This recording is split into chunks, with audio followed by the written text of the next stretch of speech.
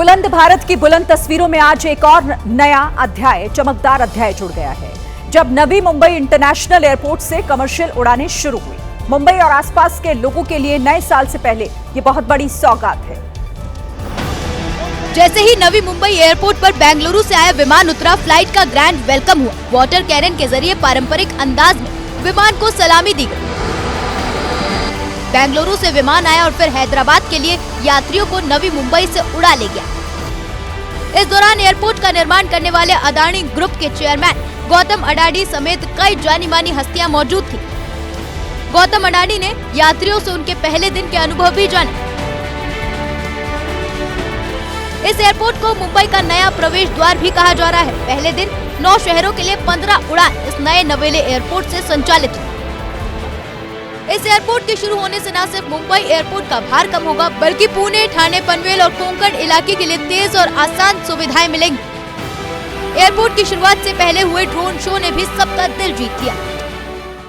BMC चुनाव जैसे जैसे नजदीक आ रहा है, मुंबई की राजनीति भी गर्म होती जा रही है। इस बीच राज ठाकरे की पार्टी के नेता ने एक पोस्टर के जरिए बड़ा विवाद खड़ा कर दिया है, जिन्होंने भाषा के नाम पर चेतावनी देते हुए यहां पर पोस्टर और टी शर्ट पर नहीं बटोगे तो भी पिटोगे लिखवा दिया है। मुंबई के दादर स्थित शिवसेना भवन के सामने ये पोस्टर लगा था। इसके बाद एक और पोस्टर जारी किया गया, जिस पर एक और लिखा था, उत्तर भारतीय बटोगे तो पिटोगे, और दूसरी ओर लिखा था, अगर मराठी का अपमान किया तो नहीं बटोगे तो भी पिटोगे। राज ठाकरे के पार्टी का नेता संदीप देशपांडे यही नहीं रुका, उसने सोशल मीडिया पर अपनी टी शर्ट की एक तस्वीर शेयर की, जिस पर लिखा था, हिंदू है हिंदी नहीं। पोस्टर और टी शर्ट की तस्वीर सामने आने के बाद मुंबई का सियासी पारा बढ़ गया है। चुनाव के वक्त, मुंबई महानगर पालिका चुनाव के वक्त जिस प्रकार से मनसे ने पोस्टरबाजी शुरू की है, वो और कुछ नहीं है, उत्तर भारतीय समाज को डराने और धमकाने का एक षड्यंत्र है। इसके खिलाफ मुंबई पुलिस को एक्शन लेना ही चाहिए। लेकिन राज ठाकरे की पार्टी मराठी के नाम पर पहले भी उत्तर भारतीयों को निशाना बनाती रही। अब बीएमसी चुनाव में भी मराठी अस्मिता के नाम पर माहौल बनाने में जुटी हुई है। इस पर बीजेपी ने मनसे की मानसिकता पर सवाल उठाया तो कांग्रेस ने भी ऐतराज जताया।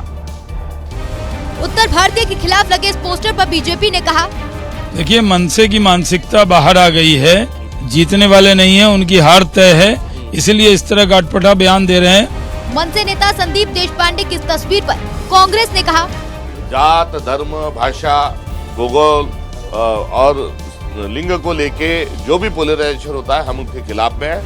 विवाद बढ़ा तो पोस्टर लगाने के आरोपी एमएनएस नेता ने बीजेपी को घेरा।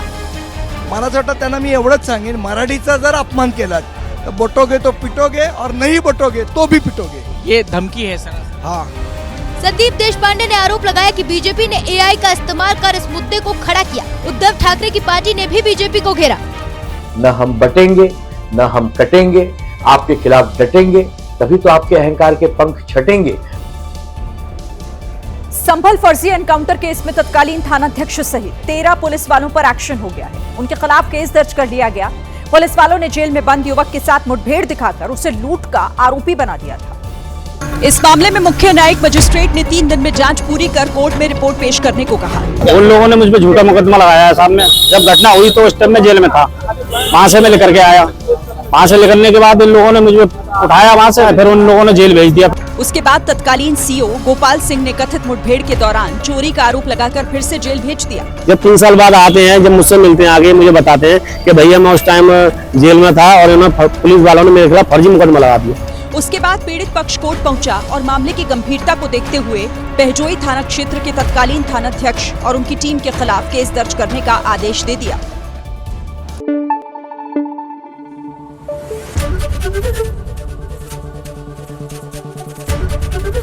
एबीपी न्यूज आपको रखे आगे।